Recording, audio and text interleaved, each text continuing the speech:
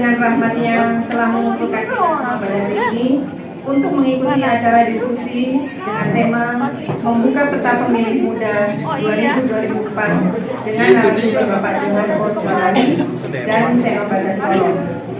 Baiklah, sebelum acara dimulai, marilah bersama-sama kita menyanyikan lagu Indonesia Raya. Kami persilakan semuanya untuk berdiri. Kebangsaanku, bangsa dan tanah airku, marilah kita berseru, Indonesia bersatu. Hiduplah tanahku, hiduplah negeriku, bangsaku, rakyatku semuanya. Bangunlah jiwanya, bangunlah badannya untuk Indonesia Raya.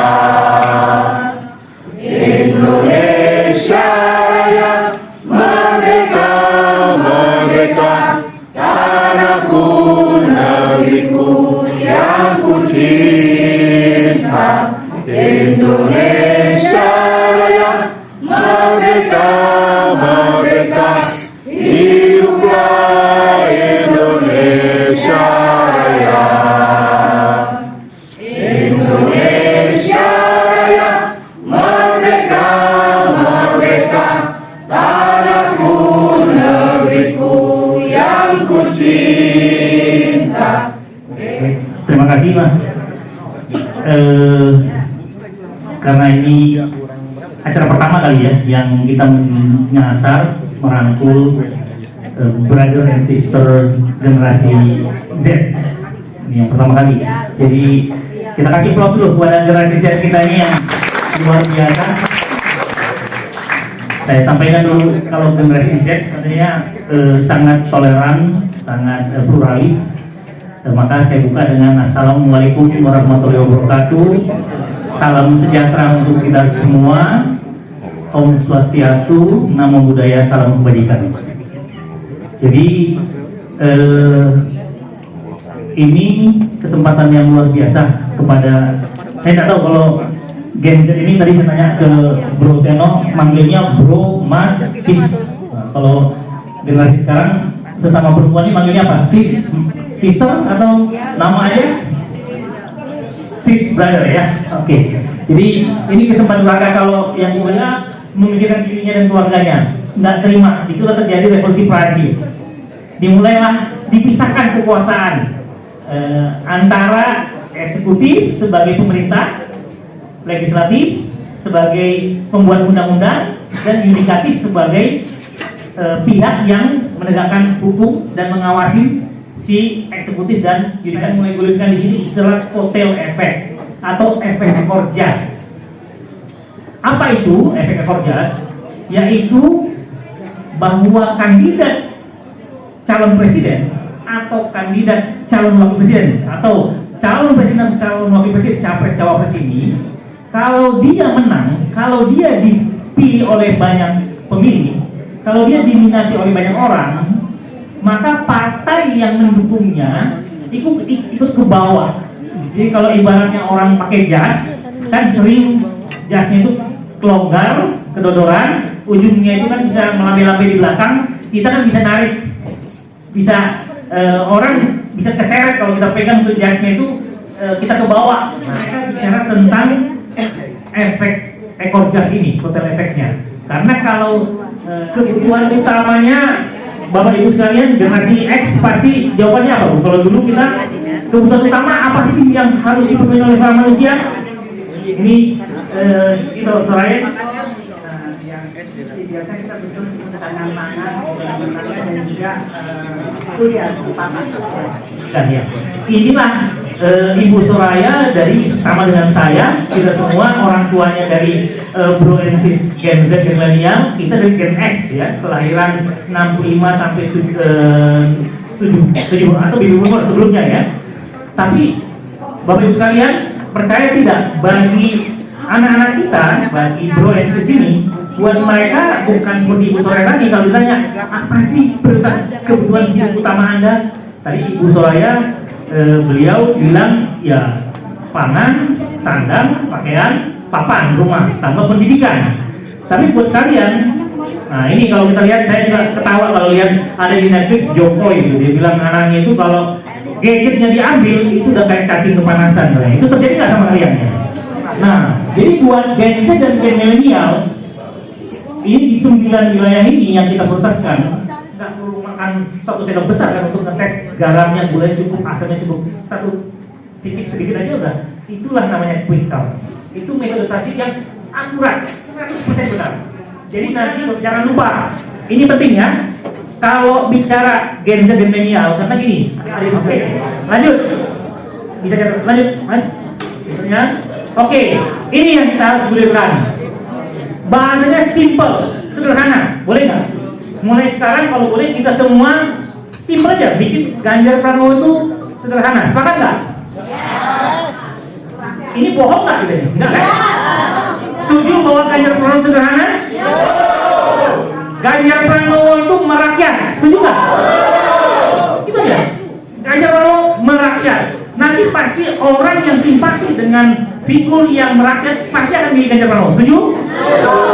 Ganjar Pranowo anti korupsi, setuju nggak? Ganjar Pranowo itu rekam jejaknya tanpa cacat, tidak pernah dipecat, setuju nggak? Kebetulan lawannya sebelahnya semuanya pernah dipecat, setuju? Ya kan? Jadi kalau bilang Ganjar Pranowo itu rekamnya dipecat itu menyakitkan nggak? Ada masalah nggak kalau dipecat? Berarti benar kan kita milih Ganjar Pranowo? Ganjar Pranowo, Ganjar Pranowo. Kemudian apa? Ganjar Pranowo itu nasionalis dan pluralis. Nah, setuju nggak Gen Z? Kalau yang di sana, waduh, kita sepakat kita. Jadi gini, kita kalau jelek-jelekin warung sebelah, cukup bilang aja bahwa Ganjar Pranowo itu nasionalis dan pluralis. Jadi saya berharap nih, Mas Ajat ya, itu spanduk kita di mana itu ya, Ganjar Pranowo nasionalis dan pluralis. Sehingga orang yang senang dengan figur nasionalis pluralis pasti milih dia. Nggak usah jadi yang lain. Tapi sebenarnya ini udah kita pilihkan yang betul-betul menghantam kubu sebelah. Paham ya? Paham. Jadi begitu kita bilang Ganjar Pranowo itu sederhana, sebelah saya itu tak sederhana, betul nggak? Saya kenal persis karena sahabat saya apa sih yang mantan gubernur DKI. Saya kenal betul-betul, ya. Oke, jadi bapak ibu sekalian sepakat, adik-adik Gen Z dan milenial, gunakan ini untuk senjata kita ke seluruh pelosok NKRI. Ingatkan semua mereka, inilah value, golden value dari Ganjar Pranowo. Ya. Kemudian apa lagi? Nah ini hasil survei kita, ya. Ternyata naik kelasnya. Apa yang paling diharapkan oleh publik? Ya.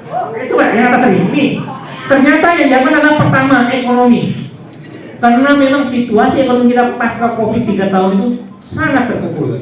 Jadi semua rakyat Indonesia mayoritas minta ekonomi itu diberdayakan, dibangkitkan. Itulah tugasnya Ganjar Pranowo, makanya dia butuh cawapres nanti yang harus bisa membantu memberdayakan, meningkatkan ekonomi kita. Kemudian apa lagi? Ini lapangan pekerjaan.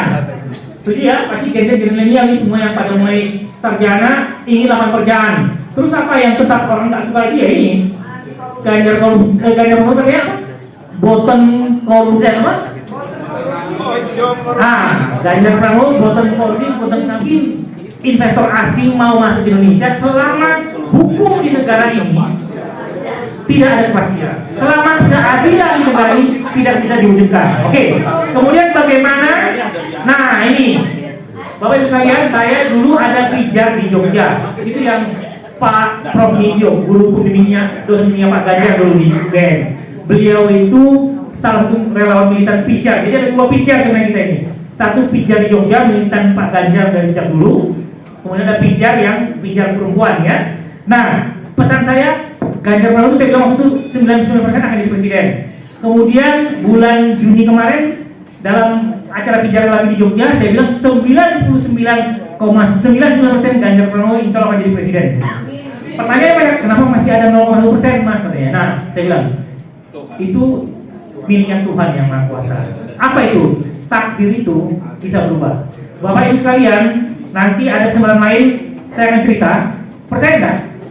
Ada di antara kita ini, kalau kita ini yang dikasih Tuhan karunia yang luar biasa, yang irasional. Saya diberitahu bahwa Ganjar Pranowo akan jadi presiden RI itu dari tahun pertama Ganjar Pranowo jadi gubernur Jawa Tengah. Coba, Bro Seno masih kaget ya?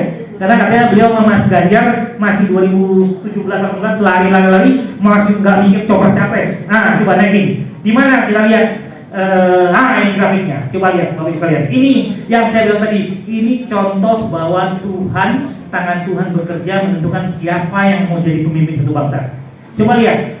Ganjar Pranowo pada bulan Mei ini, Ganjar itu yang ini, grafiknya itu yang ini, yang kuning. Coba lihat, pada Oktober 2019 Ganjar Pranowo itu elektabilitasnya masih 1,7%.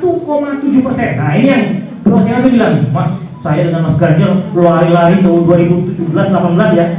Monggo, Bro Seno. Ganjar untuk Indonesia, menang, menang, menang. Salam Pancasila. Terima kasih, Bro. Ini sangat membuka wawasan. Oke, langsung aja, Bro Seno. Menang, menang. Salam Pancasila. Tepuk tangan untuk Bapak Ibu dan semuanya. Yang saya hormati para ketua umum relawan, ada Mas Sancok di sini, ada Mas Pak Ketua Ganjaris, ada Mas Gama dan teman-teman semuanya, ada teman-teman Pijar, perempuan, ada kawan-kawan relawan yang luar biasa. Saya membayangkan tadi waktu saya masuk ke dalam ruangan ini, saya datang, saya melihat satu persatu suasananya dengan Bapak Ibu yang sangat antusias. Belum lagi yang di luar yang lagi rokok-rokokan di depan itu semuanya saat ini kalau energinya terus seperti ini sampai tanggal 14 Februari 2024, Pak Ganjar Pranowo bisa 2 periode jadi presiden. Jadi saya tidak ada keraguan sedikit pun bahwa pergerakan kita ini sudah on the right track. Kita sudah akan mencium aroma kemenangan kalau semangat seperti ini terus kita gelurakan sampai lagi.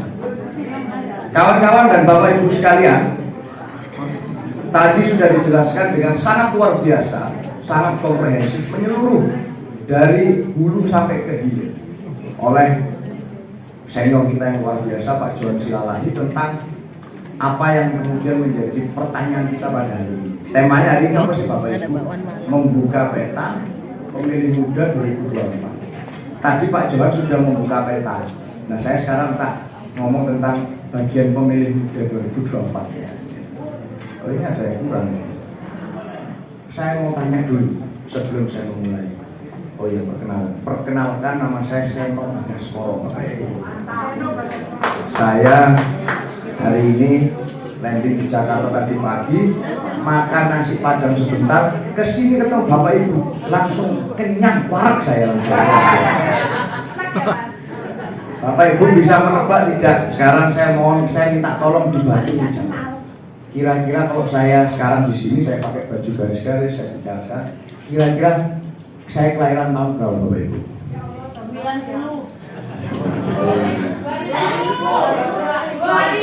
2002 berapa lagi? 84. Coba Mbak, ini yang pijar-pijar coba tebak. Ini ngawur, yang muda-muda Coba tebak pijar. pasti bener Mas. Yang muda-muda banyak benernya. Tadi ada yang jawab 1990 Pak. Saya tunggu sekali saya ini. Bapak Ibu, saya lahir di bulan Agustus tahun 2001. Yang jawabnya bener saya kasih aqua ini.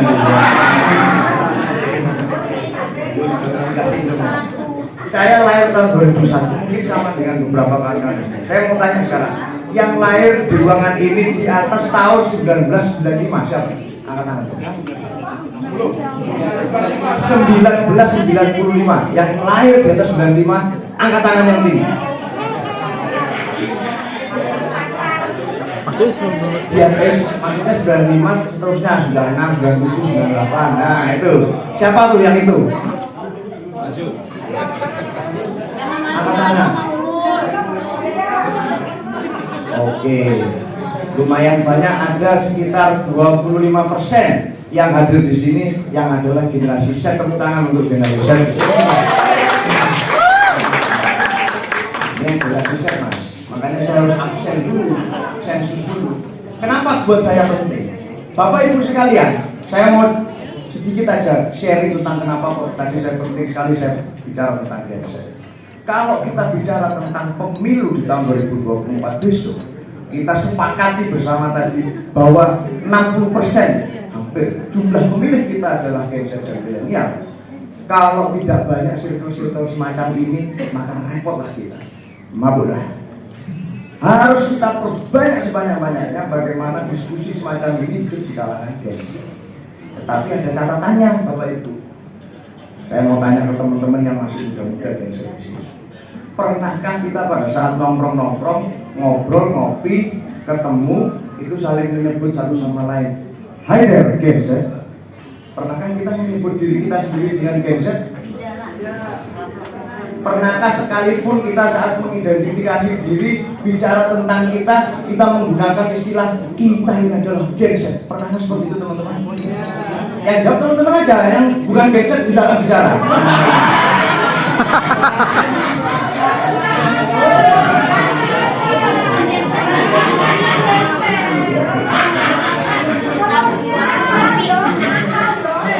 Jawab yang keras, teman-teman.